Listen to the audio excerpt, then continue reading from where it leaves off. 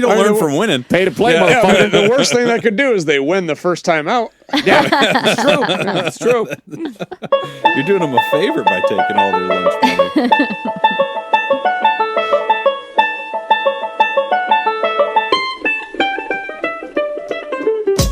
This episode is made possible by our therapy partners, Dirty B and Pickett.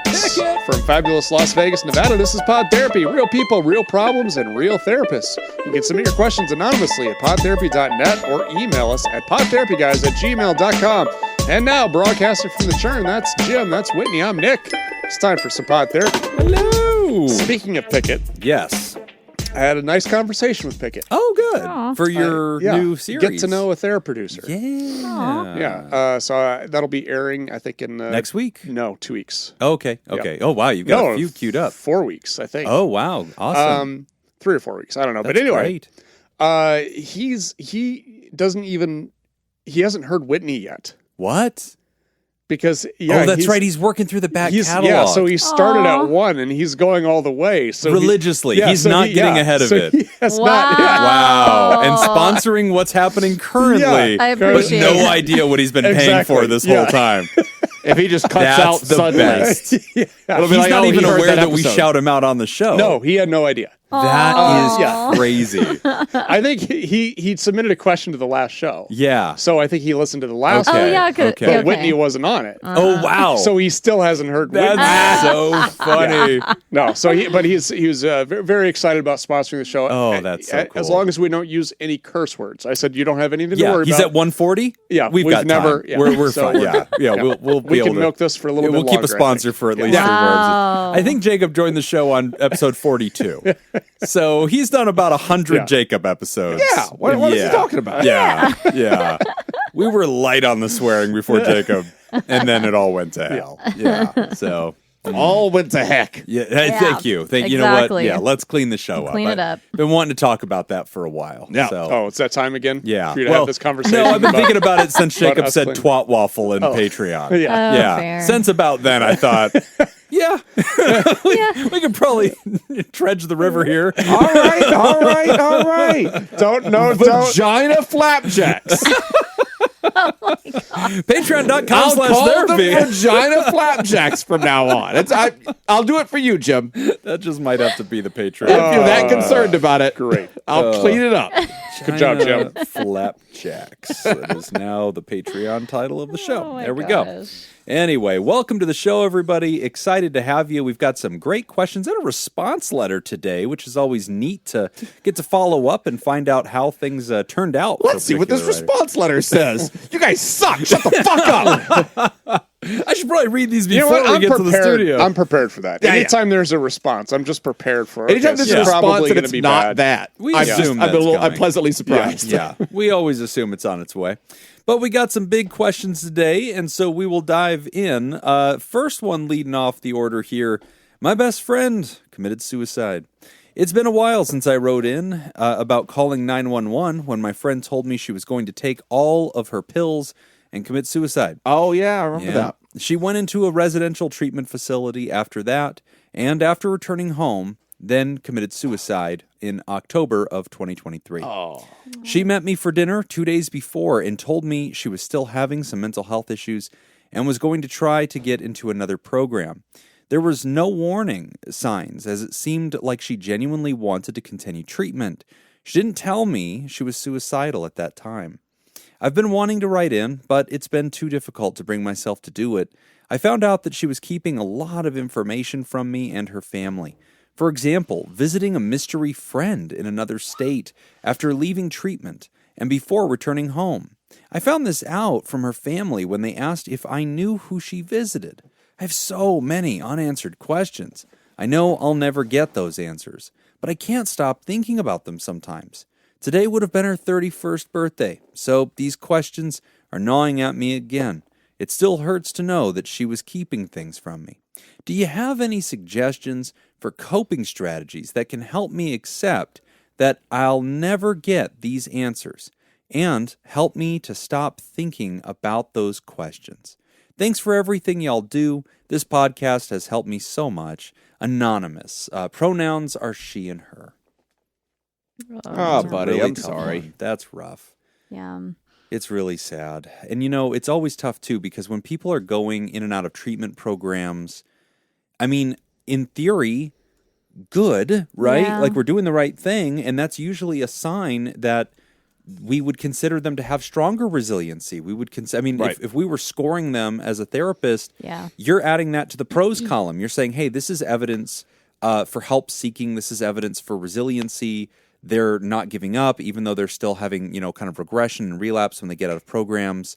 We're usually seeing that as a good thing. And so I'm in that sense, I guess, Ryder, I want to just respond and validate where you're saying, I did not see this coming. And Yeah. her family and I Right. were stunned. She was in and out of treatment. She was going to another one. But yeah, clearly the wheels fell off in between episodes of care. And that's always a mess. I'm Yeah. curious. I just had a thought, and I'm curious if you guys think differently because of your professions.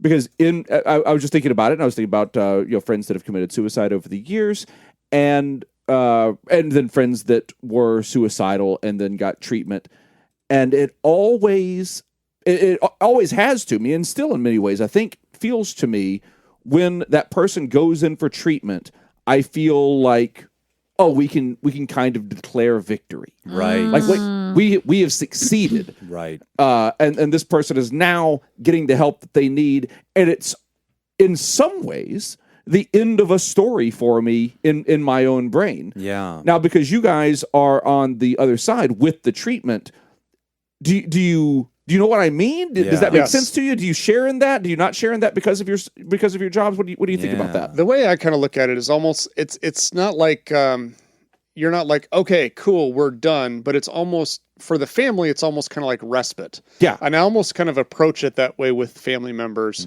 I would always kind of take a similar approach when it came to like a client coming into residential treatment for substance use or for co-occurring mental health and substance use, where the family's been dealing with this, they're stressed. And it's almost kind of like, I'll talk to the family and be like, okay, this is tag team. You tagged me. I got it. You can rest. Mm-hmm. You rest now. Let me take it from here.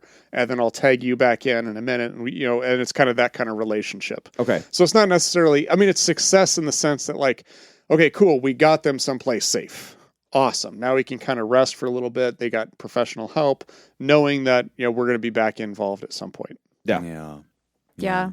And that makes a lot of sense, Jacob. I actually hadn't really thought about it from that perspective before, that it's like, and now that you say it from a medical perspective, when somebody goes in, for like medical treatment, same, it's like, all right, well, you're being monitored by doctors. So like I can have that wave of relief or kind of take a step back. And yeah, it can give the illusion when we're talking about mental health, specifically suicide, that, they're going to get better then. You're like, Right. all right, they're in treatment. So it's almost like a natural progression in your mind that they'll get better and they'll be out and things will just be, quote, I'm saying, quote, better, like not, you don't have to worry about them taking that same path. So then when the opposite happens and the person does follow it's that through. much more jarring. Yes, because the expectation was totally Like, opposite. we were winning. Yes. Yeah. We were ahead. Like we were ahead of the game. So what happened? Who did they go visit? Right. It kind of, the shock effect is almost more intense in that sense. Yeah. And I'm not, so I think there is an appropriate amount of interest in that question of like, who did they go see? What was going on? By the family and by the writer, because I would not be surprised if that somehow was the variable, which is something that's very common. When you do have a patient who is suicidal, very fragile, in and out of episodes of care, Jacob's right. Like, from our perspective, there is the sense of we're winning, we're doing something in the right way. But usually we're also very much about staying away from emotional variables. If they're like, I'm going to call my ex-boyfriend when I get out. Girl, don't. Don't. No, I think I'm feeling a lot better. No. Yeah. Like, you are feeling a lot better. Yeah. Let's keep you feeling better. Yeah, Yes. the concrete's not dry. Let's not call that guy. No, because I Maybe- don't know maybe never. what Yeah. bomb they're going to lob at you or Yeah. whatever. And so a lot of times when people start to feel better, there is this sense, and I guess you could compare this to a lot of physical maladies where people start to feel better and they're like, I'm great, I'm good. And you're like, no, stay down, Finish the treatment, rest, follow the protocol. finish the treatment. No. Like, I think I've got it from here. And like, that's not how this works. Like, They gave you 6 antibiotic pills that Right. you're supposed to take every day. Take the whole cycle. Finish the bottle. Yeah. Yeah. And don't do anything interesting. Because there's this angle of you do have a weakened psychic immune system. And this is something that happens a lot for us in addictions treatment as well, that when people finally leave our program, they're 30 days sober, and you might think, man, this guy's never been sober that long. You did it. This is so great. They're graduating the program. There's hugs, handshakes, and goodbyes. And a lot of them feel like, I'm ready to get back into real life. And they have a lot of things they want to get done because they've been suspending their life to get mental health help. And so now it's like, I'm going to go interview for a job, and I'm going to go ask that girl out, and I'm going to go do this thing. And we're like, no. Don't do anything like that right now. You can't handle it. Your immune system is very, very weak. I don't want you interviewing for a new job. I know you're excited that you're sober, but if you get rejected, you don't have coping skills yet. Like, we've got to get the paint dry. Hearing that she went on a, kind of anonymous trip to connect with somebody, might have been somebody from the hospital that she made friends with, might have been an internet friend that she's been meaning to go see. I don't know, but Could I have don't also like been it. nothing. Could have been nothing. Yeah. Could have been nothing. Yeah. Could be I there's mean- like a butcher shop over there that she really likes. Yeah, I mean, here's the thing too. I would that travel think for a good steak. Yeah. for the writer and the family members and friends, anybody in this situation, you're looking for meaning, Yeah, and so sometimes you're going to be finding it where there isn't any. good point. If you're looking for, you drive down the street and you're trying to find a red car, you're going to start seeing red cars everywhere. Yeah, So it's I don't know. I think that's the toughest part about this is that, yeah, you have a lot of unanswered questions, and you're going to have to come to peace with the fact that you're never going to have answers to those. yeah. I think it's very natural to want to solve it. There's this sense of, what was it? What went wrong? What did that last 24 hours look like? And I get that energy, and I think next of kin are going to investigate, because they need to know more just to have a full completed story if they can. But as the friend in the situation, I think you can rest with the conclusion, my friend had very severe mental illness. They were suicidal, they were chronically depressed, they had all sorts of unique variables, and ultimately that is the disease that ended her life. And sometimes you can kind of have a sense of peace by knowing that. Like if your friend tells you that they have a terminal illness, and obviously this doesn't have to be terminal, but it can be. And if you find that out and then, you discover that they passed, the last 24 hours or the last week of their life isn't necessarily a mystery to be solved because you know what fundamentally it was that caused it. And I think with mental health stuff, sometimes, because the writer's asking, how can I let go of this question? How can I somehow not be preoccupied with this? And that might be one of my suggestions, is narrating to yourself, it isn't a mystery how my friend died. It isn't a mystery what led to my friend's death. The very last moments of thinking are a mystery, but ultimately I know whatever they were inside of the bubble of mental illness that she suffered from generally. And I think that gives you some peace. We in our society, and especially in American society, and I think in a lot of places, there are so many games, there are so many puzzles, and all of these things, you gain some kind of advantage when you solve that puzzle. Right. If you solve this puzzle, there's no prize at the end of it. Good point. I was going to ask that too. What do you gain from knowing? You get exactly what you already have. Yeah. With maybe a little more knowledge. If you find out, if you get a minute by minute description of that day, doesn't change anything. Yeah. I would suggest, deal with what matters. If there's something in this puzzle that truly matters to people going forward, then maybe you have to deal with it. Yeah. But if it's just curiosity, I would focus on yourself. You make a really good point. And focus on starting the process of working through this. Yeah. No, that point about the prize. There's been a lot of shows and books and stuff that have gone in this line of the suicide is a riddle. Like there was that very popular show, 13 Reasons Why. Yeah. And The General's Daughter is a little bit more of a dated reference. John Travolta's in that one. But it's a common Good kind soundtrack of theme. on that movie. Yeah. General's Daughter had a great soundtrack. Yeah, it was just a really good movie. Yeah. It was solid. I don't know if you're being serious about the soundtrack. I am being serious. Okay, It's a yeah. good I don't soundtrack. know. It sounds like Jacob's serious super voice. recall the soundtrack. But I only know it because I've great. used pieces from that soundtrack in different things over the years. okay. Oh, that's Like it's cool. it's a good soundtrack. But yeah, there's this general trope that I think, and that energy is very natural. It's why you can write movies around it or TV shows, because there is this sense of true crime. Yeah. There is this sense of a like natural the fascination. mystery. What was it? Who did her wrong? Who broke her And heart? it's kind of unfathomable for Right. people who don't struggle with it. It's hard for them to understand why. So they it's feel like there must be something that rises to the level of this action. Yeah. And that is, I think, a dispairing from the reality of what mental illness is. Yeah. Because the truth is, if somebody is suffering with chronic and severe depression with suicidal ideation and attempts, and that resiliency is so low, that's why therapists want them in a plastic bubble, because it could just be the restaurant's out of A1. And it's Yeah. like, well, my life That's has no my sign. purpose. Exactly. Yeah. They live inside of a delusion bubble, right? And so like we have to protect them from that. But no, Right. Jacob's absolutely right. And I think that there is this sense of like, somehow I'm honoring that person. Like in 13 Reasons Why, a huge mega plot device was solving her reason would validate her death. It would make it better somehow. And besides the whole infuriating reality of lionizing suicide as a reaction to life, Yes. and then targeting children as the Yes. audience for that, which every therapist in the nation was fucking furious Yes. about. Oh The my other gosh. thing that sucked about it was creating this concept of just like, I think, again, the lionizing of it or the validating of it, but also that the way to respond to it is to solve it. That somehow if we can understand it, that is the right response. And I don't like that response, I think, for multiple reasons. One, because plainly, as Jacob said, that actually doesn't do anything. You won't find a good answer. It's not going to be something validating. It will not honor. There's not going to be a reason where you're going to go, oh, this makes sense It won't now. give you peace. And so the right response to a suicide in your life, I think, I mean, look, there's nothing wrong with being curious, nothing wrong with wanting to know more. I think that's natural. But the right response, the response I really want for people so they can have conclusion and to do something that does feel like they're honoring a sick person, I would say if you're feeling that motivation, give to NAMI, give to Jason Project, give to a suicide prevention program.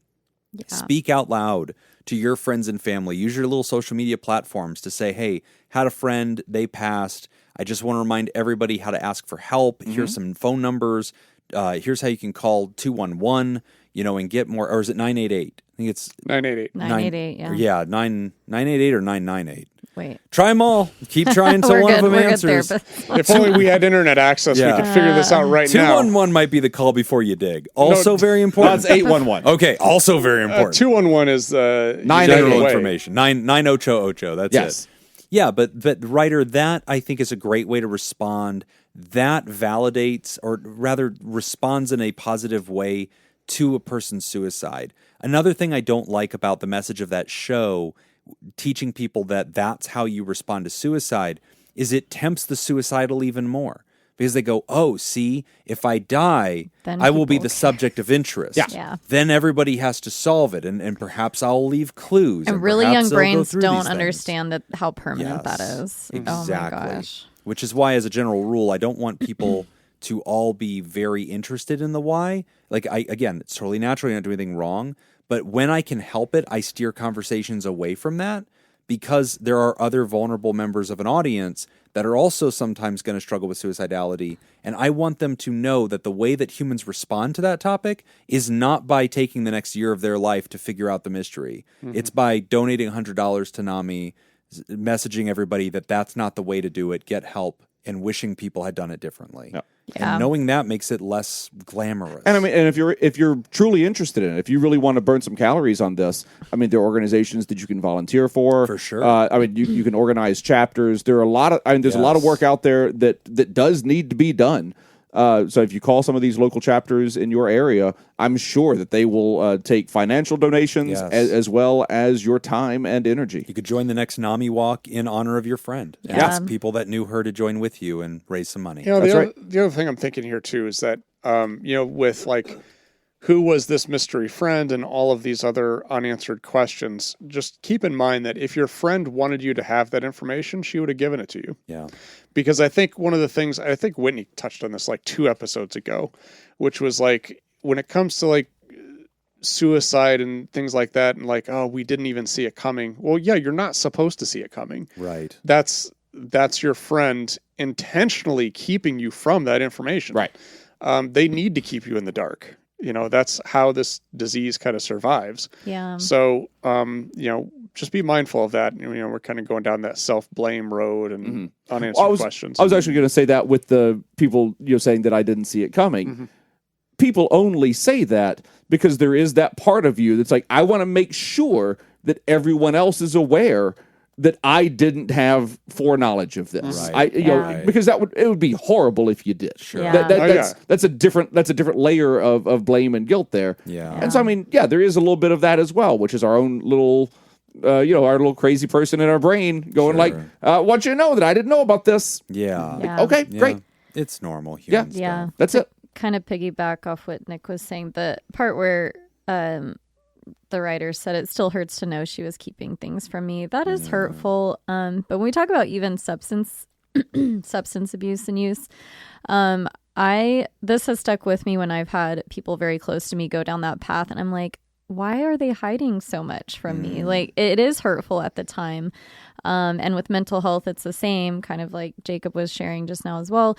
But they are doing that to protect you because they love you. And that is a very hard concept to grasp. But for me, at least, it's helped me be at peace with, instead of feeling hurt, I'm almost like, I see that. You cared about me and you were trying to protect our relationship or protect me from feeling like I knew something or I could have prevented it or whatever. So that definitely shows up. Another thing that'll show up too is sometimes the delusion of depression is like a parasite that doesn't want you to tell anybody about it. Yeah. So it's like this deep, dark voice, but you don't want to tell anybody because you're scared that they will challenge it and tell you that your beliefs are wrong. It's not as bad as you think, and they'll try to help.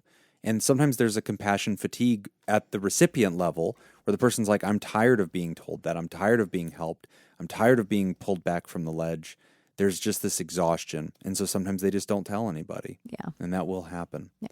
Writer, we're sorry to hear this. Yeah. You know, I'm glad that we can still be part of your story, be your community. I'm glad that you're listening to this show, that you've written into this show. I hope that you're a member of our Discord community. We are just a bunch of folks that just relentlessly are pro mental health, loving on folks, lifting each other up, when this kind of stuff's going on. And this kind of story will show up in our Discord, and every episode gets a little discussion group going, and people start telling stories and relating and reaffirming each other. And just know that they'll be in there talking about you and just supporting you. So, we're rooting for you, my friend. I'm sorry that this has happened, but, I just want to encourage you. As time goes on, you will start to recover from this. The family will start to recover from this. And hopefully, this incident also becomes educational for everybody in your life as well. And if you're out there and you're listening to this episode and you relate, you're dealing with depression, you're scared, sometimes you're worried, you're thinking about hurting yourself, please get more information. Go to 988. Talk to somebody about it. Those folks will not hang up until you're ready to. They're not going to come knock on your door. They don't ask any personal questions. They are just there to talk you through it. And I've met several now phone answerers for 988. Oh, neat. Yeah. Several of them therapists in training. And that's a great way for them to get their hours and just kind of continue to get experience. Very gifted people with very warm hearts. Just trying to be there for folks. So if you're struggling out there, 988, or go into our episode description. Every episode has a list of resources, some of them more specific, so check that out. But Ryder, thank you for this question, and good luck. They also have a website, 988lifeline.org. Oh, so there if you want more information about the call before if you're thinking about making the call, you're nervous about making the call, check it out on the website. Great idea. Yeah. You can get some information about the company that you're about to call into. I love it. Look through the window first. Yeah.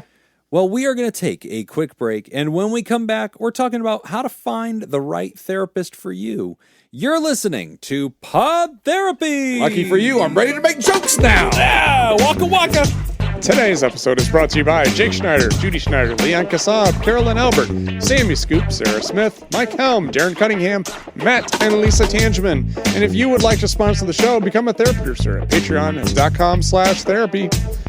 All right, here we go. What is the oldest team sport in the Summer Olympics? Oh, wow. Greco-Roman sex. Yes. Are you going for two? Gangbang. The orgy? Yeah. I mean, that's the oldest unofficial sport. But it's Gangus Bangus. Oh, wait, that's Latin. Gangai Bangai. I'll wait for answers. I forgot what the question was. What was the question again? Oldest team sport in the Summer Olympics. I have a shot. guess, but I'm going to wait for Oh, answers. gonna hold on See to if it. it's on there. I wonder what's considered Okay. a team sport. I know. Okay. Yeah, I I bet you okay. it's going to be like... Soccer. That was a I'm going to throw in football with that. Oh. Water polo, field hockey, basketball. Wow. Huh. I'll take water polo. I'll take field hockey. Oh. I was going to go field I hockey. think field hockey's pretty solid. I'm torn because I remember learning about a version of basketball, not necessarily Right. like, Okay. you know what it looks There's like. like a today. It's like- Peruvian. yes, Yeah, that's yeah. what I was thinking of. I was like, is that a Oh, thing? yeah, where You know, they like throw- hit it with their elbow like through a Yeah, hoop the on the hoop. wall. Something like but it was a that. human head or something. Yeah. Yeah. But originally I thought about saying soccer, football. I'm going to go with soccer. Oh. It's water polo. Boom, Oh. bitches! I was thinking to myself, all right, they always have had water. In the They can do that. They've always Oh. had fields, too. Yeah. They've had fields and sticks, too. I don't know. Well, I'm Seems like you shocked need by that. equipment. Yeah. That would have been my last guess. Water polo was introduced in the 1900 Paris Olympics.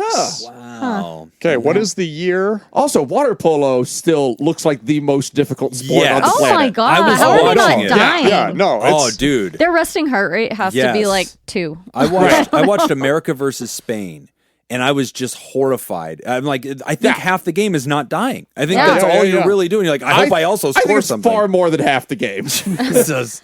They are just hauling ass back and forth. If I to went the out and Olympic played pool. a water polo game, and at the end of it, they were like, Jacob, why didn't you ever touch the ball? I would be confused that there had been a ball. oh, yeah, I mean, I made it out, didn't I? Don't I win? I think the moment somebody tries to pull me under, my survival instincts just kick in. Yeah. And I'm no longer playing a sport. This is not a sport. Yeah, I will go on a rampage. Oh my god.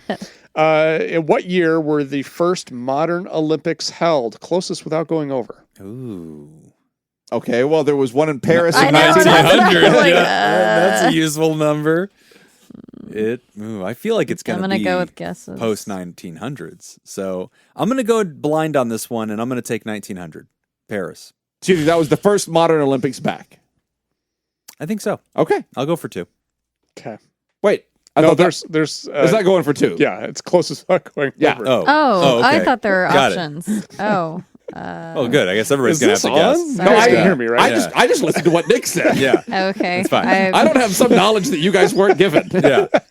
I'm like, Nick's talking? Okay. All right. So I'm taking 1900. When did you get here? I do understand not wanting to listen to Nick. I was trying to think of what year I was going to guess out of the options. I don't know. Closest without going over 1905 All right. Wait. Oh, or 1904, whatever. Yeah, Is right, it every 'cause you wanna 4 go by Is fours. it always every I think 4 you're right. I years? don't know. I It don't is know. What are we saying 1904. is going over? What is the definition of going over? later. So getting too close to the present. Correct. Close to 2000. Right. Okay. Yeah. So you can go under with So a Whitney's healthy out. number. Yeah, Oh, wait. your turn. I did that wrong? So Whitney's out. No, because if it's 1908, which it couldn't be. I didn't go over. Because we know there was 1900. We know there was a 1900 though. Yeah. The So last Whitney's question dead. said something about There's 1900. no way Whitney can win. Yeah. Oh, I don't know. Yeah. Okay. Yeah. I need we know options. there's a Paris I in need 1900. options. Yeah. Guess a new There are number, no Whitney. options. Yeah. I know. I'm just saying I can't do the closest without going over strategy. I mean, Never will work. I was with kind of me, so lost on that too. Yeah. It's all right. Okay. It was a little I'll fuzzy. take 1870. Ooh. Okay. I'll go 1. Okay. You think we're all over? Yeah. 1896. Nice. Damn. Oh, the flicks. There it it is. life coach. The pyros have been ignited. Taking one on my guess, motherfucker. Oh, damn. I'll he throw in stuck it. bonus points. Can you tell Ooh. me where it was at? Athens, Greece. It was in Athens, Greece. Oh, my God. How did he know? I just knew that one. 1896. 18. Wow, man. I guessed on the number. I knew the second one though. 1896. Okay, last one. That's 2 cool. points, motherfuckers. Shit. I just Closest tied up. without going over. How many sports were featured in the Tokyo 2020 Summer Olympics? Ooh. Damn. I don't know how many were in the one I just know. watched. Well, I don't either. also, Me how either. many like flavors of swimming? Like, I Right. assume each of those counts. Oh, it good has to. question. Yeah. Yeah, I mean, the 100 meter, like, yeah, all the I'll different take relays. Those are all different sports. 280. They did the Olympics in 2020? They did. No one was there. Oh, okay. That's I was right. like, did they? Yeah. What did you say, Jim? 280.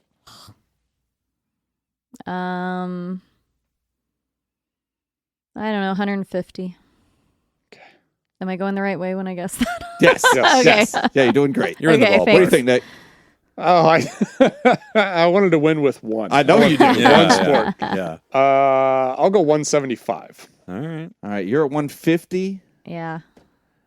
There's a lot of room. What I'm trying to picture right now, I'm trying to picture the medal counts that they kept putting up during the Olympics. Yeah. What did you say? 280. Oh, Ooh. I'll say 200. Yeah. All right. Okay. 33. Oh, Yay! 33. so we all. Yeah, Dang we're dumb. it. Yeah, Huh. we're dumb. What? Really? I wonder if this was Jacob. That has to just be This because has of the gotta be a Tokyo 2020 Olympics. thing. Yeah. Oh. I wonder if there weren't that many sports. Maybe It was like curling. It was like anything that there I'm was gonna, no I'm gonna look interaction. up how many sports Oh, were in the yeah. Paris Olympics. Well, no, I'm already doing it. Move Oh, on. that's what you're doing. Yeah, you host the show. Yeah. Oh, I don't. We'll come I back want to to look that. this up. All right, yeah. Oh, no. Jim, over to you. That was the last one. I thought Yeah. you were like. my There were trivia. 329 at the Paris Olympics. Wow. Okay, so it had to have been a COVID thing. Yeah. So I would have won. Yeah. If we had said I any was other like, did they Olympics. do it? 'Cause Yes, of if the COVID? question had Well, been but- different, Jim, you would have gotten it correct. I accept. I said the same thing when I took my ACTs. Yeah. So if the questions had been different, I would have done better. If you would have written questions that matched my answers, Yes. I would have Oh, aced wait a this. minute. You could have guessed one. Oh, wait, hold on. Jacob's about to call shenanigans. I'm about to Shenanigans. change my answer, I think. Okay, it's a little late for that. I not my answer, but the answer to how many sports there were. Because this says 329 medal events, but then Oh, I see what you mean. 28 core sports.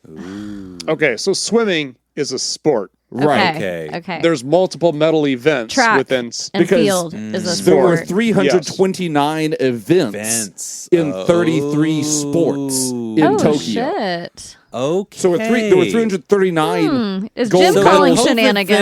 Thing, yeah, the COVID thing wasn't what got So us we're not there. completely 339 stupid. Yeah. medals were It's just awarded. we were thinking the wrong way about We're it. We were stupid thinking in how the many right medal- way. Yeah. We were Exactly basically- what I said on we my basically counted ACTs. how many gold medals were awarded. Yeah. We were thinking the way the average person was thinking. I agree. Yeah.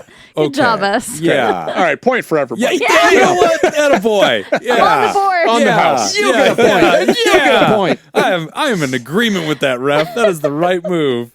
Fuck this trivia question. Here is your participation trophy. We'll take True- it. true You know, I I got think, gold. I think our trivia this week, it's the four of us versus the listeners. Yeah, that's right. That's how we're going to do That this. should be the new thing.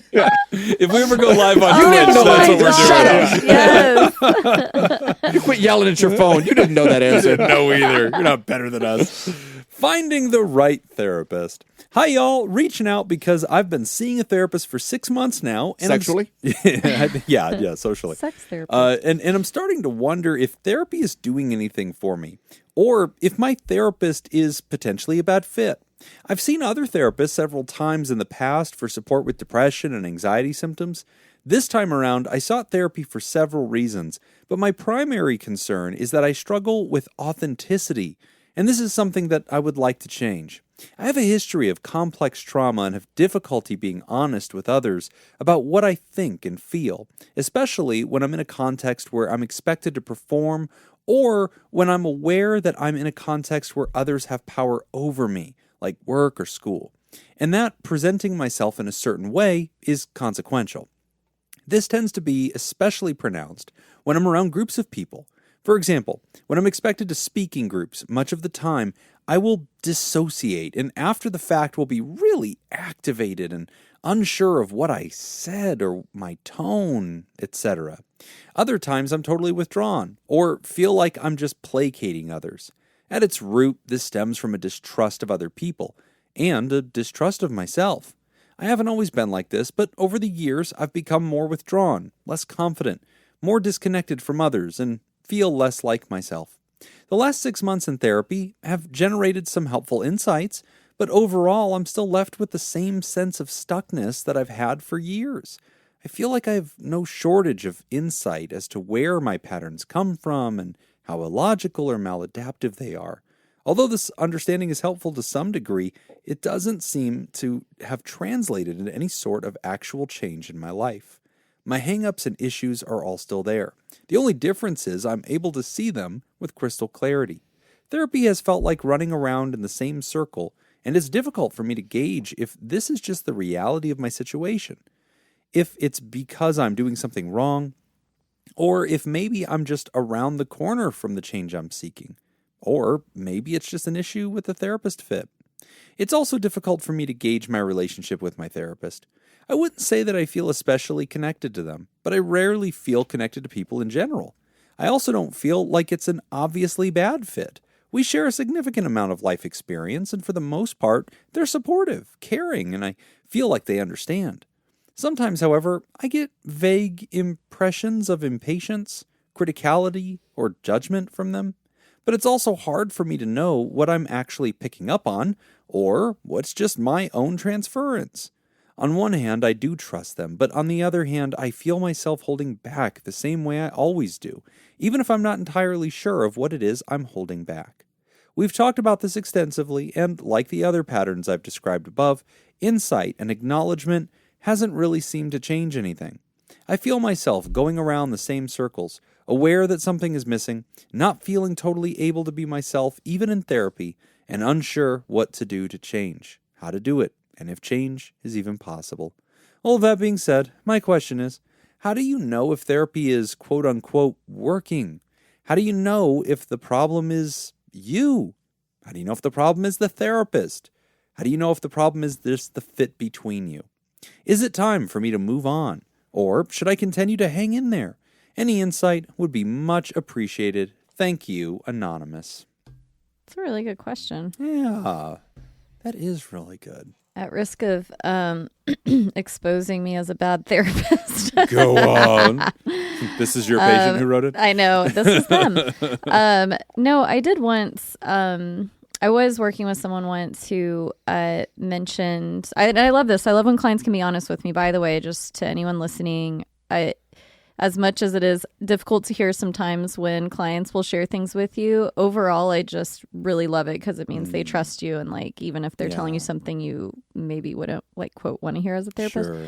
But I had a client who, very different personality wise from me. Whereas I don't know if you experienced this, Jim, but a lot of times, majority of my clients, we almost tend to like vibe, you know, and they're like, oh my God, you're like, I have some, they're like, you're the best. But I almost like, see myself in them in some ways, you know, because you can relate and maybe they feel like I can relate to them really well or whatever. Right. But every once in a while, you know, you have someone who's like really different than like I say, quote, your typical client that you might work with. So this was one of those situations. I did feel like I had a really good connection with this person, but they were just, you know, a little more unique from other clients I work with. They're more logical, like all this stuff. And they had said, they're like, I sometimes will leave therapy. I don't know if I feel better. Like I show up every time, whatever, but I don't know how helpful it is. And then they told me after that when there are times where I've had to cancel a session or skip a week or, you know, they had to skip a week, they said they actually felt like they were missing something though. It was like, oh, interesting. So even in the times when we were meeting, it's like, I don't know what I'm getting from this maybe. But when there were times we weren't meeting, it was like, I really missed therapy this week, or like I missed going and talking about things.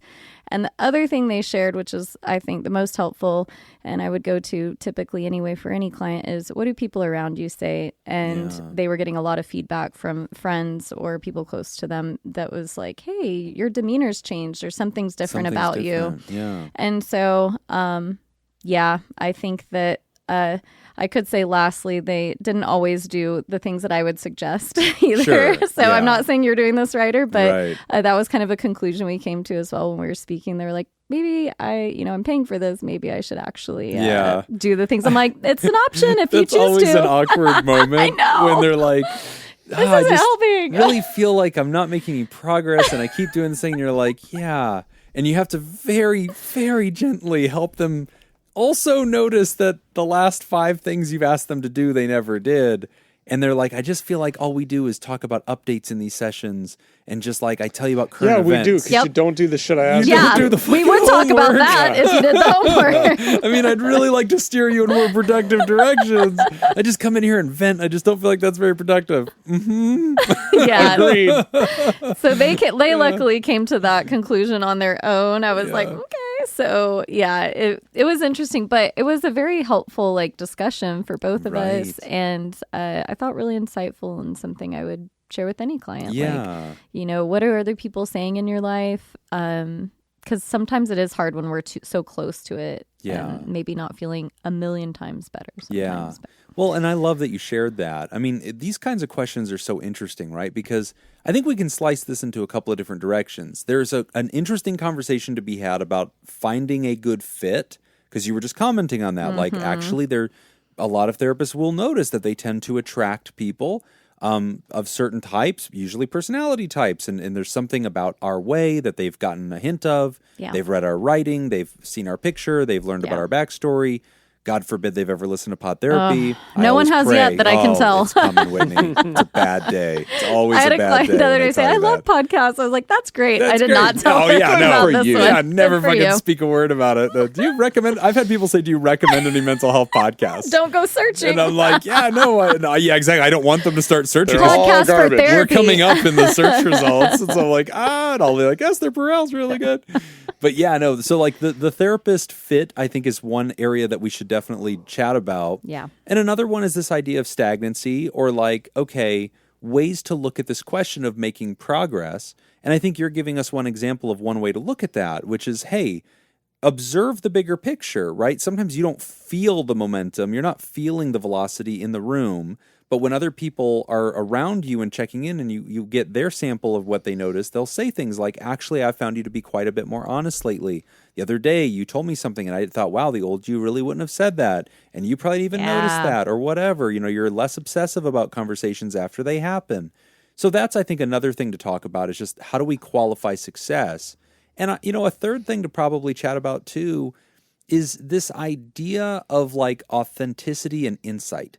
Because I do think a big step we always try to do in all forms of therapy is beginning with insight, but the writer's saying, I've got insight coming out of my hands. Like, I'm good. I've got it all. I know where it's coming from. That's not necessarily changing anything. And I think in addictions work, this is something that we've had to wrestle with a lot. Yeah. Because we've had people that are like, no, I 100% accept that I'm alcoholic. I know why. I know where it came from. I know what my triggers are. I know, but I keep fucking drinking. And the behavior has not changed. Yeah. And we've had to tackle that before, Nick, and say things like, okay, great. Insight's not going to stop you from this problem. Like, you have a behavior condition, and we need to start making alternate changes to this to impose proactive new strategies. Yeah, I mean, knowing better doesn't necessarily mean that you do better. Not always. So, I've lived my life to this point. There definitely has to be. Part of that also, I think, is motivation. Yeah. Motivation for change, and I think that's in the That's addictions true. world. I think that's kind of where Stages of change. stuff. yeah, kind of where we get stuck sometimes because you may be in action stage of change or preparation stage of change today, Yeah, and you I may feel be like in that's- pre-contemplation tomorrow. Yeah, applicable to just in general mental health, because maybe they did make it to showing up, Yeah. but like, how did they even get there? Were they Sure. wanting to, or did they just like drag their feet? And how motivated are they A to week actually? from today, where are they at? Yeah. And I think the thing with stagnation, for me, hearing this, I think one of the problems that I see this happen all the time is when there's no clarity of what progress looks like from the onset. Yeah, right. So like day one, if I'm meeting with the client, the very first thing that we're talking about if we could, sometimes you use that miracle question. That was If a miracle You were happened going to bring in it the up. night. Or the other way, sometimes people don't like the miracle question because it's too out there and it's just, you lose people that way. So another way that I like to rephrase the miracle question is I like to say like, look, this is a big investment for you. Yeah. You're investing your time to come to my office. Mm-hmm. You're investing your money. You're paying for all of this. You want outcomes. Mm-hmm. Hypothetically, let's say 6 months from now, let's say this goes amazingly well. 6 months from now, what kind of progress would you describe to me what your life would look like? What does amazingly well mean? Yeah. What will have changed It's from just today? the miracle question. That's it. It's just, it's baked down into kind of a more realistic perspective. Yes. But then I get them to define and actually picture what progress looks like. Because progress for some people doesn't mean the problem goes away. Progress for some people means I have a better ability to deal with the problem. Yes. Better ability to cope with the problem. Or the problem can exist and it's not going to destroy my marriage or something like that. So I think that's part of the problem is because I see this all the time when people get into treatment and they haven't identified. It's like signing up for a race. Right. But there's no demarcation of what the finish line looks like. Exactly. There's no finish line. There's no one there with a stopwatch. Yes. There's no the course isn't plotted out. Like how the no fuck do you markings know along when the you're way. done? Yeah. Do I keep running? Yeah. Where am I running supposed is to? healthy. What is this supposed to look like? I'll stay on the track. And this is what happens in therapy when you don't identify and you don't visualize and picture what progress looks like. Then you get to a point like this where you have no idea. Like even if I'm on the right track, am I making progress? What is this supposed to feel like? No, you nailed it. Yeah, that's totally true. And one of the things I've had patients say. Because I'll ask that same question. I like how you also, I think, for students, interns, and colleagues, helped put better legs on the miracle question. Yeah. Because the concept of miracle question is a very good idea. Yeah. But the original writing of the pitch is sometimes. to say, tomorrow morning you wake up, an angel sitting at the end of your bed. They say, everything you've been waiting for to change has changed. I'm now going to disappear. The only way you're going to know is by noticing. And then the angel disappears. Then you think, oh my God, am I high? Like, did that really happen? Nobody else saw the angel. Did I just fuck an angel? Angel? She was in my bed all night. Huge titty angel sitting at the end of your bed. Just nothing. Wearing nothing. You're like, I don't know what's happening. And everything you wished for has come through. I don't know. Did we? By the way, great band name. Yeah. Oh, huge titty angel. I don't know. Do we have a third band? It might just launch a third. Is this our Christian rock band? It might just be a good ballad for seafood sugar cooking. Yeah, I think you're right. Yeah. Big titty angel. Or you can just sing it at any karaoke bar to the tune of "Send Me an Angel." Just go to a karaoke bar, sign up for "Send Me an Angel," and every time it says "Send Me an Angel," Big Titty Angel. That'd be great. That's a rock ballad. Yeah, exactly. Oh, it's got to be done the right way. I'm picturing like Whitesnake. Yeah. But as sincere as we can possibly do it. Yes. Like not a smile on the face. No. Tears from the eyes. David Coverdale is nothing if not sincere.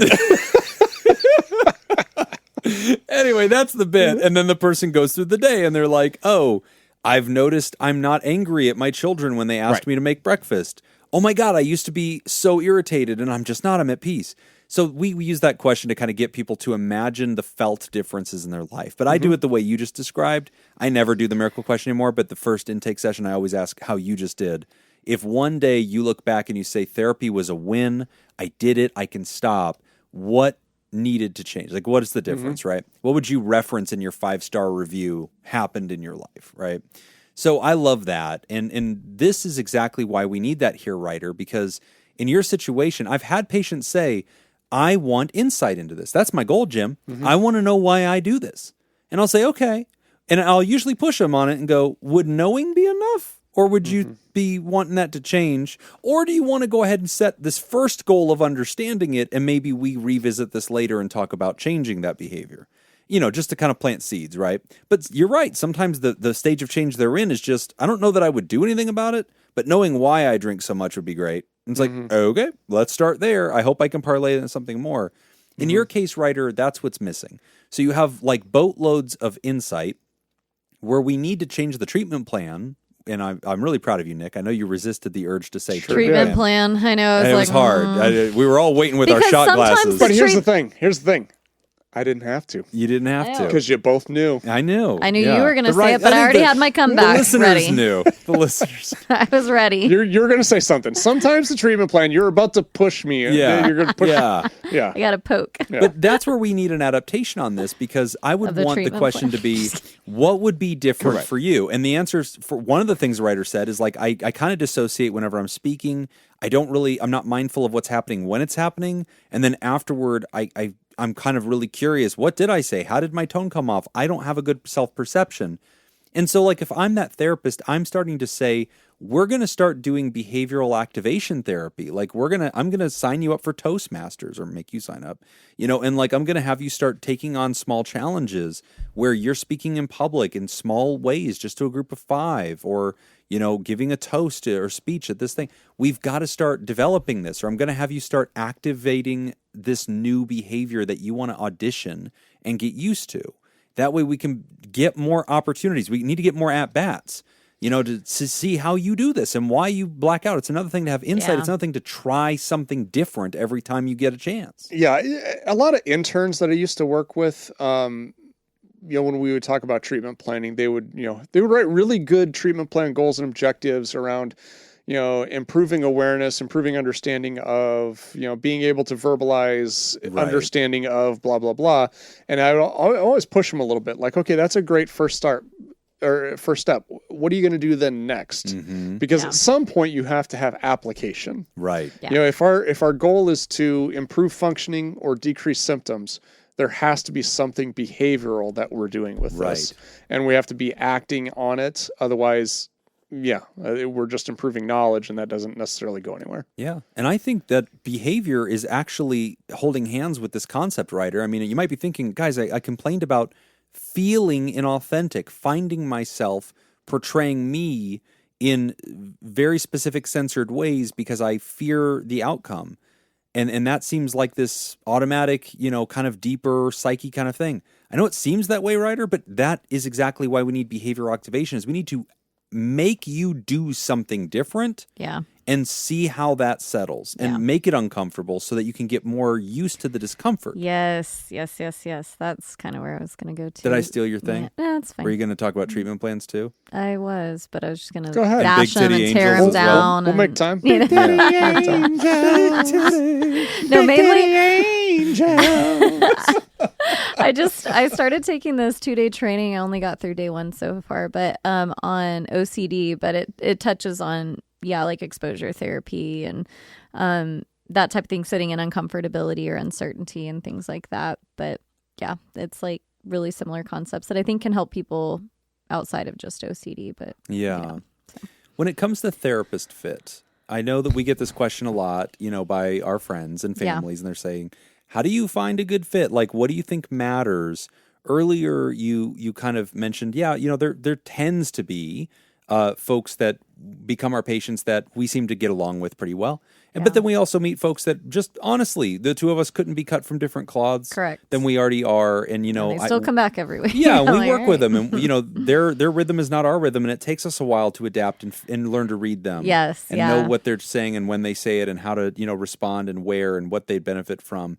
But when you give other people advice, like here's, things I would suggest might matter for a good fit, or things that, if you notice aren't clicking in your therapeutic relationship, maybe it isn't a good fit, or times when it's like, look, you're overthinking that, just do the work, and don't necessarily make that the priority. I know with this writer's question, or dilemma, I guess, my initial thought was, maybe look for a new therapist, but a few things that kind of stuck out to me as little, like, I don't know, I'm not going to call them flags, but you said you'd been to other therapists. So I was kind of curious what happened with those. Why did you stop going to those? Was it just because they weren't doing therapy anymore? You moved, like what happened? And then they went in to describe like probably a pretty decent relationship with your therapist. Do you feel like they're listening to you? I feel understood. Understood. And, Ryder, you mentioning that the clinician might be like critical or kind of judgy towards you.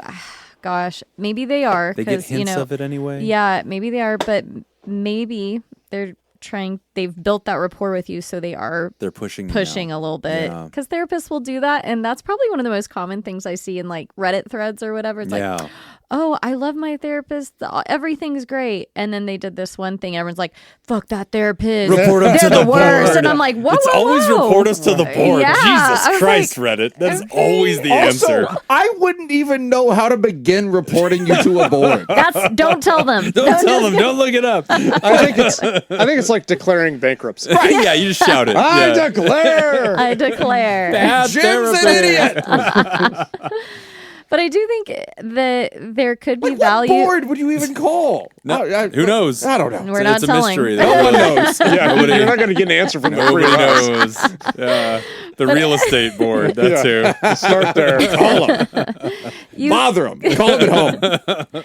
Sometimes I do believe, though, that you can gain value from seeing a therapist, even if they're not the best fit, and take something away from that that's still helpful, and maybe go seek somebody who might be a better one. Too often, I dislike that people land on change the therapist as the answer. I think it involves a huge overestimation of what therapy is as a panacea and cure-all. I think B, it causes a lot of people, because they want those short, fast answers, which of course we all do. And that sucks. Or they think that the therapist is an oracle. It's supposed to like have some kind of magic insight and be playing three-dimensional chess. And it's like, no, you're kind of doing this emotional yoga thing with us, and you need to clearly specify what's working and not working. And also, writer, you talk about struggling with authenticity with authority figures because you're scared of somehow the consequence of that being that they no longer approve of you. I'm curious how transparent you've been with the therapist. That was where they were going to. I was like, oh, the therapist is an authority figure. Right. Like, I'm curious if you've been cards on the table about like, hey, sometimes I feel like I really have a lot of awareness, but I think I'm ready for behavior change, and I think I want to start imagining a more creative way for us to do therapy that's focused not on me and me reporting my experiences, but I want to start designing new plays, things that I'm going to do differently in my life. And I want your coaching and support for me to execute those plays and experience those changes so I can audition new mindsets on the road. Tell them exactly your that. therapist. Write it down. Yeah, you could just cut that. You can just turn that into a drop. Yeah. You just, here, I wrote into a show. They said this. Yep. I want to do this. But yeah, I think that there's an overemphasis on fit. Yeah. It's too much. That's why I was like, I don't know if you have that good rapport with them. And it's tough because that is also the best predictor of therapeutic results, is like whether or not you have a great rapport. You know, so it is true. So why destroy that rapport? Right. I mean, I get the idea of switching therapists if you've already manipulated every other variable. Yeah. And sometimes you fair. just like, you know, like, we've run our course. yeah, like a sports team. It's like, okay, we've given you the best players we can. We've been recruiting as hard as we can. We've been doing all these things. Maybe we just need a change in the coach. Now it's time to change. like, you know how the know, coach coaches. They have the same playbook. This is not working for us. Let's do something Exactly. different. But yeah, when the Cleveland Browns are like, you think we ought to change the coach? Like, I think maybe just start fucking with one good player. Like, maybe just that. Like, I mean, I was kind of thinking like the Iowa Hawkeyes, like offensive coordinator, maybe you need to go. I realize you're the coach's son, but maybe you shouldn't have never had that position to start with. You know, I don't know. Maybe Just isn't always the people calling the plays, but just a thought. Yeah, good question, writer. Really enjoyed this one. And you know, it's something a lot of people teeter-totter on, and it's tough, like Nick said. You know, yes, it is a variable that can change, and yes, statistically, we do know that is the greatest predictor of results, but a lot of positive green flags are being shared in this dynamic. Yeah. I would want us to change the strategy before I'd want to change the coach. That's probably something I'd want to do there. They can shift and meet you where But you're for at. a lot of therapists, we don't proactively start adjusting the strategy, especially in certain dynamics. If you're seeing somebody for 6 months, like in my practice, it's all out of pocket, right? There's no insurance. When there's an insurance, I have to constantly go back to the insurance and tell them, here's what we're doing. Here's what we're doing this week. And they're badgering you or whatever. And so it's the sense of like, you sometimes don't have the freedom to decide as a team what you're going to do. Yeah. But in my practice, I have a lot of folks that I am just the person in their life long term. Yeah. And so sometimes shit's hitting the fan in their life. I'm seeing them every week. Sometimes I haven't seen them for several months. Yeah. And then they come in, they're like, oh, hey, Jim, I want to catch up at the end of the summer here. Last time I talked to you was in May. Let me get you up to date with what's going on. Also, I wanted to pick your brain on some stuff. And like, as we're doing this, I'm checking on them like, so here's that presenting problem you've had in the past. How have you done with that this summer? Yeah. Like, okay, great. So like, I've got people that do that, Ryder. And for somebody that if you're seeing them long term, 6 months is very much considered long term. There's this sense of like, from the therapist chair, we can think, I think we're in a maintenance posture. I think I'm just here to like kind of give you the space to be authentic because you talk about not being authentic out there. So if you're doing that here, we're doing therapy. We're accomplishing probably what's written on the treatment plan. And this is the place we audition these skills. This is the place you're doing them. So for the therapist, they're probably thinking, this is going great. We're building insight. You're talking about your truth. Everything's awesome. Yeah. That doesn't mean they're a bad therapist. Like, that might be the thing I'm thinking is going well. Yeah. But I don't know any different until you come to me and say, I feel like we've finished the project of insight building. Mission accomplished, therapist. Now I want to create a new project called Change of Behavior and New Mental Postures. I want to audition change and try to experience it. Great. Now I know that that's what you want to work on. Yeah. And we write up the treatment plan. And everybody takes a shot because the treatment plan treatment was plan. set. Treatment plan. We're going to take a quick break, and when we come back, we're going to talk about failing a capstone course update letter. Uh-oh. Jacob has pulled up the board of examiners. Nobody say anything. Everybody just let it go. Yep, that's the What one. is that? I've never seen that before. Let's ignore it. Today's episode is brought to you by Jake Schneider, Judy Schneider, Leon Kassab, Carolyn Albert, Sammy Scoop, Sarah Smith, Mike Helm, Darren Cunningham, Matt, and Lisa Tangeman. Would you like to sponsor the show? You shut that down, Become Jacob. a therapy producer at patreon.com/therapy. Turns out it's easy to find. I know. I was like, Damn you, Google. Oh, oh my It God. autofills old Jim's information. Yeah. Yeah, there's a whole form on the website that just says, are you here to complain about another therapist? It's just a drop down. or Jim. Yeah, it's a drop down. They pre-fill it out. Okay, who can name the most sports that were in the 2020 Summer Olympics? Number? Okay, here's what I think. I think we go until somebody can't think of one. And then you're out. All right, categories. Yeah, Do you anytime have you- a master list in front of you? Because you got to verify I that do, we're right. but So you're out. Yeah, you can't look so at you them. can't. Yep, so Or you just gotta don't look at them. Be a ref. We can- Then we how can- do we know if we're wrong? yeah. We- How do we we can- keep we'll going? figure it You out could when we just get there. we'll figure it out. Yeah. Oh my We will get there in one turn. Okay, Jacob, you're Very going first first. one. You've gone last couple. All right, I'll take golf. This is a benefit Okay. to go first. Right, I know. I know, I was like, You're going to have Swimming. to referee.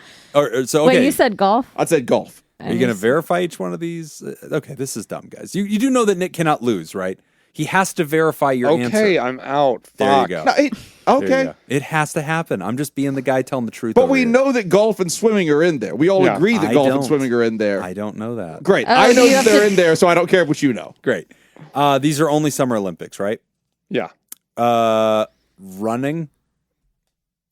See? No. See? No. There's a problem. You're out. Fuck you. What do you mean it's running? No. Usain Bolt. No. What Wait. the fuck? That's not what it's called. Oh, come the fuck on. But swimming fucking counts? Yes, because swimming is called swimming. What is running called? What? Track. That would be God giving an answer damn away, it. which Nick just did. That's the dumbest fucking thing. They should call swimming Jim's out. pool. They don't call it fucking pool. They call it swimming. Because that's the activity. You can't name the fucking activity after the place you do the activity and call that the sport. Hey. This is goddamn ridiculous. Hey, I would have let it go. Uh-huh. But now that I'm in a position, But Nick has to To verify verify. every I had answer. to referee this. Jim's out. It's almost Fuck you, Olympics. something about a petard in this. Fuck you, Olympics. God damn it. All right, Whitney, you Okay, and me. Whitney. Fucking Archery. dumb. No, It's called Yes. fucking bullseye. Oh, I'm It's gonna, called target. Arrow shooting. I'm gonna say, since no one's guessed it yet, track. Oh, yeah, track. Very good. I fucking hate you. I thought for sure Whitney would take track. This brain is not functioning today. I'll even give the you a children. field It's with those that. children. yeah, track and field. I was just going to say field. Back to Whitney. Whitney's Two guess is places field. you do the fucking sports, but not the names of the sports. God damn you, Olympics. If your guess had been field, I would have let it go. I would have been like, yep, I almost fair. did. Yeah, I was like, You're back up. it's my turn? Yep. Yep. Soccer? Did they play soccer in 2020? Yes. They did? Okay. Wait, 2020 or 2024? What are we doing? Did you say 20? 2020. Oh, okay. Yes. Okay. Oh. It was listed under football. Yes. Yeah, I was Yes. gonna say. All right. I'm really glad we just established that because I was definitely getting ready to say breaking, Oh yeah. which was just in the 2024. Yep. Breakdancing. Yeah. So I will say canoeing. Correct. Wow. That was one that I enjoyed watching this year. Oh, Jim's just out. I see. just I out. was like, I'm why dead. isn't Jim Out. going there? Yeah, Right. Okay. because he running's sucks. not a sport. Because sport he is named insisted after the place that you Nick do it. be the arbiter. Fucking dumb. And the arbiter did his job. Is any other sport that way? Is any other one named after the place you do it and not the thing itself? Right? I don't dumb. know. Basketball. No, that is a thing you Basketball do. is, yes. Basketball is not a place. Basketball is an activity. Field hockey? Track is a fucking place. Hockey Sorry, is I'm implied. sorry. I was answering Jim's question. Is anything else named after the place that it's in? I was like, oh. Sorry, I've hijacked the trivia. Okay. Continue. Kayaking. I already gave you canoeing, so that's the same thing. Oh, that's in the same category? Yeah. Okay. Has anyone guessed field hockey? No. Field hockey. Yes. Great. There it is. Water polo? Did we say that? That feels like it's got to Is that- be We have the not said oldest it. one. Water Is that polo. not under swimming? Oh. Because Nick said swimming earlier. That's I why thought I that's didn't all say the water like polo. meters. The I think you might be 100 right. meter. I see it as different than swimming. I do too, but I don't. But now yeah, it's I've in the recently, water. I've It's in the recently water. learned that there's a difference between sports and events in the Olympics. Whole fucking thing's I a do not sham. see water polo on here. Oh, it might be under swimming. Or they didn't do it. Maybe it's too much fluids, you know, Oh, they and might not have water. done it in 2020. That's what I'm thinking. Oh. Like some things weren't done. Yeah. Gotcha. Yeah. What about sailing? Just kidding. Bowling. Also not in Bowling. there. Dang it. Okay, well I'm out then. For the win. Oh, I have to name one more. Bingo rules. Let's see. Shooting. I was gonna say that when I said archery. Yeah, you said but- archery. Yeah. I forgot about shooting though, but I thought it'd be called something else. Whitney's back in the game. Oh shit! Can I come back Wait, too? what's shooting called? It's not in here. It's not. Oh, I wonder what category that's under. Sudden death. I wonder if that's under like track. First to get it field. I wins. wonder if that's track and field or something. Whitney gets another life. Let me think. What? Oh, table tennis. Yes. Ooh, can Jacob I'm respond? like, what's on at the gym whenever I'm there? Race walking. What the fuck? No. No. I had watched race another walking. one. Not in 2020, you didn't. Oh, in 20. I keep forgetting about 2020, not 2024. Do I get another chance? Whitney wins. No, Oh, you okay. you were. No, yeah. 'cause I was- You're Yeah, the you got that winner. round. Okay. What was Okay. your next one? Volleyball. Oh, And you got it. Sand volleyball. Indoor and beach. Oh, Yeah. and beach. Yes. Wow. All right, look at me. All right.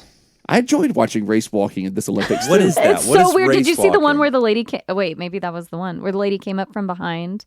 Like she thought she was winning, and this lady just comes up and right at the last minute passes I her. did see that. I was like, "Is she running? Is It's that a just race, running?" but you can't run. it You looks always, You always ridiculous. have to have a foot on the ground. Like It you looks always have to ridiculous. maintain contact Yeah. with the ground. So you can never have both feet off the ground, but it looks. I mean, they are like moving like move. they're running. Yeah. And this one lady's like, "Yeah," the other one's so far behind, who's in second. So she like gets closer, and it's not till right at the last minute she passed her. She's like, "Ooh." Yeah. Like, And it actually is in slow motion because it they're is. They're walking. walking. But it's so like, much faster than you think it is. Yes, it's bizarre. Like That's we could very all go out in the crazy. parking lot right now and do it, and like actually like and be race walking. Yeah. and it wouldn't be remotely similar to what they're doing. Do you think the best racers could do well in this event? No. It's a whole different. It's a whole different animal. I don't know think how it I was feel about this. on here or in person with someone where we talked about like they should have just a regular person do Yeah. each event. Was that in here? Yeah, We talked- probably yeah. I was. was like, I really want them I to am do a that. big fan of that So you idea. can see Yeah. how ridiculously good Yeah. they I mean, are at they those kind of sports. had that in a They couple did have sports. it, yeah. Because there was somebody. They had the break Somebody dancer. sent us it on. They had the Australian breakdancer that everybody hates now. You know That what? was the and best. I feel bad. Like every time I see that video, I don't watch it because I feel terrible for her. I do too. I feel 'Cause really she- bad for her 'cause now. she- Put her in there. She's She- getting a knew. but she is getting She's- a I- huge amount of hate now. I know Yeah, it's just she's sad. She getting, doesn't like- need hate. Yeah. like She's got- you she's can make fun of responsible her. It's silly and for an event ridiculous. being That's fine. It's discontinued. ridiculous. Yes. Yeah, that's She's sad. getting Jake Lloyd hate. Yeah. Man. Yeah, she didn't Not hurt fair. anybody. She didn't like whatever. So on Instagram, one of the listeners last time we brought up the whole Bill Murray theory of half of the average guy, they sent us a video of somebody that did that. So they there's a whole YouTube channel that went to the Olympics. Oh my gosh, and then they that's got awesome. average people that were just showing up there Yeah. to do the events. Oh, yes. And just to see what that would show up as. Do and they you- just had them do all the events, and then they show No, you but what I that mean, looks there like. was also like a couple countries where somebody just like they were the only one competing in the Right. sport, so Oh, they so it's just automatically some got to dude. go to Oh, the Yeah. Olympics. yeah. And then Yeah. You think Jamaican bobsled? Yeah, Yeah, exactly. Archery. Yeah. Yeah. You don't have to qualify. Like you have to meet the minimum standard and you're in. Yeah. Dance like your heart Australian break depends on it. dancer. Yeah. We've got an update letter, unless there's more trivia. Go ahead. Okay, we've got an update letter from a writer a while back. Who wrote By the in- way, we all get a point there. The listeners didn't get any. So. okay, yeah, Nice. Man, we're smoking them So today. good. Man, they are You bad at guys this. suck. You guys should get podcasts. Yeah, that's how you get this. So from episode 312, the writer is sending in an update. Hello, Pod Therapy. I wanted to give you guys an update on a letter I sent in a while ago about failing my college capstone class twice. Thank you so much for the remember this. advice and words of encouragement, as well as the perspectives on how hard it is to finish a degree. I'm happy to say I finished the class in April, and I graduated college in Pew, pew. May. I've finally got my evenings back, and I'm able to focus on some of the other things I want to do with my life. Yay. For some context, the capstone course entailed writing a compiler for a fictional programming language defined by the professor. A compiler translates the English language keywords in grammar, like if X, then Y, and when case 1, do case 2, into logic that switches and circuits your computer that they can do computer stuff with. The assembly code generated by the compiler had to execute inside of a virtual machine we had made in a separate architecture class about a year before. It was stupid hard, especially while I was working full-time, and the most failed class at my college. Wow. Fortunately, the third time around, I was able to drag the whole project kicking and screaming over the finish line. I'm working a different, lower-stress tech job now, and am finally able to start doing other things with my life. Thanks again for your votes of confidence and perspectives. Over the past few years, I've done a lot of research on CBT and ACT, and your resources on grounding techniques and other deep dives have been invaluable to me. Pod Therapy rocks. Thanks again. Signed, Weird Titanic Metaphor Guy from episode 312. Weird Titanic Metaphor guy from episode 312 said they have a new job. Oh, yeah, new job. Patreon.com/therapy. Let's get that cheddar in the pot. Yeah. You don't have to tithe or those anything, but like, dues. come on, kick Pay in those something. dues. Yeah, we got you through college, buddy. I think that's a year of theraproducing. I mean, just another good example of the good work that we do here at Pod That's Therapy. right. We get people college degrees. Yep. That's right. And expect a little cheddar on top. Or take college degree. Yeah. Also, a few have been lost on the show. I think net positive. Yeah. I've only gained. That's right. I've only gained college degrees only on the going show. up in his status. Well, congratulations, writer. Very That's cool. terrific. Man, that sounds like a hell of a project, doesn't it? No. Yeah. Oh. Oh, I'd rather write a dissertation than have to make Well, up my because own you don't know computer how to do language. the other thing. Yeah, 100%. That's part of yeah. it. Yeah. Yeah, I know how to write boobs on I mean, my I would calculator. also rather write a dissertation, but it's because I don't know programming have a language. better shot at Yeah. that. Wow. Congratulations. We love update letters, by the way. We get them every once in a while. We don't always read them on the show. Sometimes it's just like, hey, great, we circulate that among the hosts so we can, kind of get an update. It really depends on how many questions we have. And this week, the writer wrote that in during a slow week. We don't have any more questions, which means the queue is open. It's open. This is your moment. If you listen to the show and you're like, oh, I have a question about my life, or somebody in your life has an interesting thing going on and you want to throw that into the pot and see what we come up with, Patreon is a great place to submit them. You can also go to our website, which is podtherapy.net. And if you go there, there is a button right there at the top. It's a Tumblr page. but it just looks like a typical website. And there's a button that says submit a question, and you can do that anonymously. If you have a shorter question, you can just type it into the box and hit send. If you have a longer question, there's a form for that. And you do not have to give us any of your personal information, and it says it on the website right whenever you click the drop down. It'll say, hey, if you just want to keep this anonymous, it'll ask for an email address, lie, make something up, just, no@no.com or whatever. So you can absolutely submit that. As soon as those go through, we get them right away. We do prioritize supporters of the show. If they write in, they do go to the top of the queue. But right now, may as well write in because that list is empty. And if we don't have things to answer, it's just going to be a whole lot of trivia. Well, I have a question. Yeah. Whitney, have you ever eaten at Korean barbecue? Yes. Right into the show. Yeah. I love Korean barbecue. How messy was it? Did you get grease all Splashed over by yourself? grease. Well, you do cook it yourself. Yeah. The table gets a little splashy. I don't think splashy. Okay, I got splashed by grease. Splash. So we went to Master Kim's. We threw the meat on there. I questioned the quality of the meat that he got. I don't know, dude. I question Grease a was lot. popping Yeah. off this thing, man. Maybe you made it too hot. You think that was it? I don't know. But no, I had it on my pants and I did. It should be like super lean meat. There shouldn't be much to pop. Or Is it like the dude. sauce? Was Yeah. it marinade or something? I mean, maybe, I'm sure they Oh, were that all could be. marinated, but yeah, I mean, I was pissed because we were getting popped with this hot grease. So our hands and arms on the table, like all 4 people at the table, pulling away from the table because we're getting splashed. Oh, It was no. really uncomfortable. And then everything around that little grill in the center was getting grease on it and was just yucky. And like all the table was just like obviously wet and gross. And it was just enough to be annoying. I mean, it's not like we were drenched, but you don't want hot grease hitting any part of your skin when you're at dinner. No. You're wearing something nice. So we do have a follow-up. It's down if you scroll down into do the we? follow-up section. Oh, follow-ups. Dear Master Jim.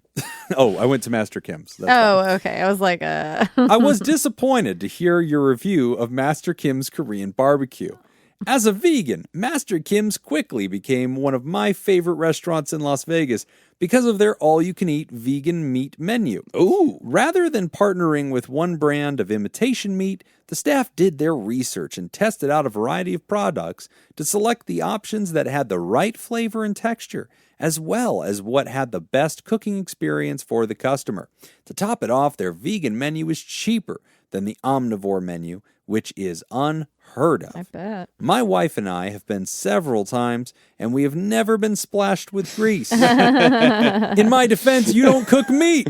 Fuck you, Ryder. You're cooking veggies. I'm not surprised. That's a good point. Yeah, thank you. It has always been an enjoyable experience.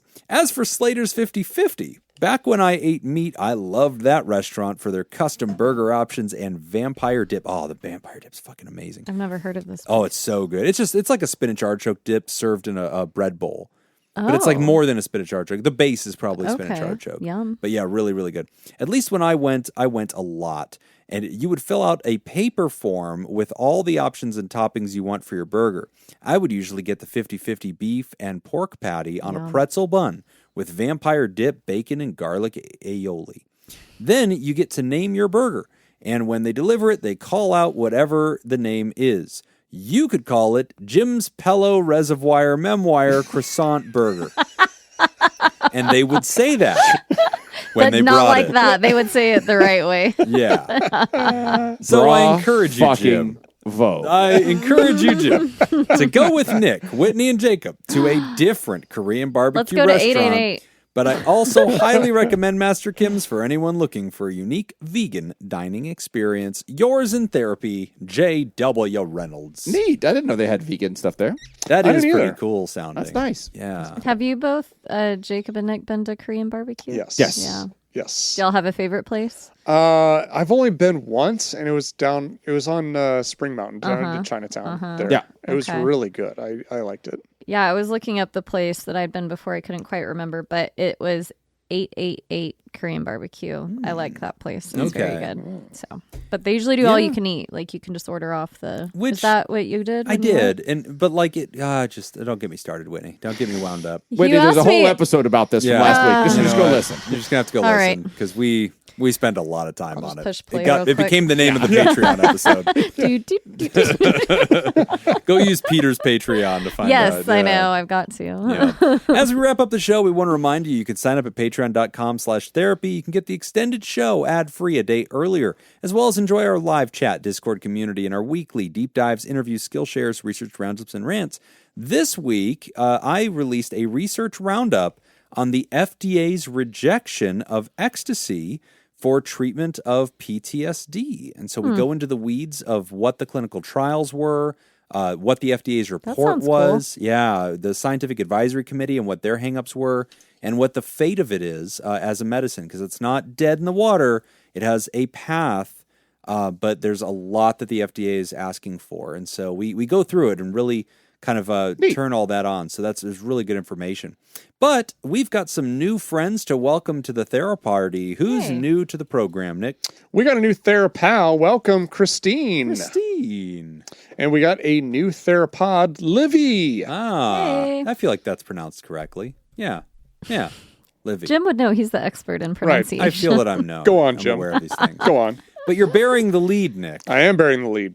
We got a new Theraproducer. We do. We got a new executive. A new listener has walked into the boardroom. Kicked open the boardroom. Elena, welcome. Welcome, Elena. Who I do have scheduled now for a get to know a Theraproducer. Man, you are milking this series. I've got 3 already done. Damn. I've got, I think, 5 scheduled. That's great. Ooh, cool. That's really cool. So that's a reason to do it right there. Yeah. If you think that you will be interesting on an interview with Nick, Now's your chance. If that sounds like something that would be fun for you. Yeah. Here's the thing. They're 30 minutes, 20 to 30 minutes in length. Okay. So they're easily digestible. Yeah. You're going to get 6 questions, and that's it. Theraproducer Ben Don wants to do it. However, he doesn't. This is not sincere. He doesn't want to answer questions. Apparently, he feels he needs to set the record straight with some shit I've been saying in the air. That's fine too. But honestly, I'll interview him. Send him my way. Yeah. I think you give him a break. it's your time. Yeah. Ben, you do that's whatever. right. It's your time. We have an agenda. You don't have to follow it. But for the And rest that amount of time can be shifted by how much money you want to put That's in. right. You just want to go, I'm Like, double if you want down. an hour. Yeah. I'm going to keep going. There's a money amount There's a for rate. an hour. There's a rate. Yeah. So the rest of the Theraproducers, if you want to participate, I hope to get everybody, but you don't have to. But if you want to participate in an interview, please reach out to me. You can do it through Discord, or you can just email me at my nick@mentalfitpersonaltraining.com. Email me there, and we will get you scheduled. There you go. Looking Nice. forward to getting to know And all out of the anybody, Theraproducers out of the better. 4 of us, if you want the easiest interviewer that you're going to get, it's Nick. Yeah. Yeah. Easily. Nick is going to be the nicest, friendliest interviewer that you're going to get out of the 4 of us. As far as easy, if that's what you describe That's as what I mean. easy, I agree. Yeah. You're just going to be nice. Don't be pleasant. intimidated. Yeah. Nick's Iowa nice. That's He's right. honestly not asking the hardball Midwest. questions. Exactly. You know, those really big, difficult, hardball political questions that vice presidents of the past have been asked, like, have you read anything lately? What What book are of you the even Bible referring is your to? favorite? Sarah Palin. When Sarah Palin took a nosedive because, like, Katie Couric asked her, have you read anything lately? And it was like the gotcha question and of the expected year. us to know that question. I feel did. like Whitney did. I got it. It was a big day. Anyway, we'd like to thank the benevolent, revered, I generous. think about Sarah Palin very often. No. Oh, I have a thought it pin was up. Donald Trump, but he wasn't Yeah. vice president, so that Yeah. crossed him off. Pro therapy diehards who love you all so much they give till it hurts. The Therapartners. Thank you, Dirty B and Pickett. And we want to thank our bosses, the mysterious and shrouded Illuminati members of the fan club, the Theraproducers. Thank you, Jake Schneider, Myra, Robert Brownie Jr. Mint, Smitty Scoop, Ben Don, Judy Schneider, Kayla Lansbury, Malia, Leon Kassab, Mason Miller, Richard fucking Macy, Carolyn Albert, Kevin Chamberlain, Tess Miller, Sammy Scoop, Ben Stanley Slap in Your Face, Sarah Smith, Adam Hathaway, Byler T, Mike Helm, Paris, Samantha Cohn, Darren Cunningham, Lib, Team Monaco, Thunder Cougar, Falcon Scoop, Matt Lisa Tangeman, Heyo, Oscar Swanrose, A Sunny Boy, Slurpy Kai, Motherfucker, Sandra McWaffle, Dan Martin, Hannah Marie, Andrew Langmead, Emma Kane, and welcoming Alina. And if you would like to hear this episode uncut and unedited, And why wouldn't you? and enjoy our Pew, pew. spontaneous side projects, go to patreon.com/therapy. And thank you for supporting mental health. That's all the time we got for this week's session. I want to thank our landlords, Matt Mattingly's Ice Cream Social Podcast, and thanks to those of you who contributed to our show today. We really appreciate it. Remember, pod therapy isn't something to keep all to yourself. Share the episode with the world. Tag us on the socials when you do. It's at PodTherapyGuys on Instagram, Threads, and Twitter. It's /PodTherapy on Facebook. And don't forget all the extra goodies at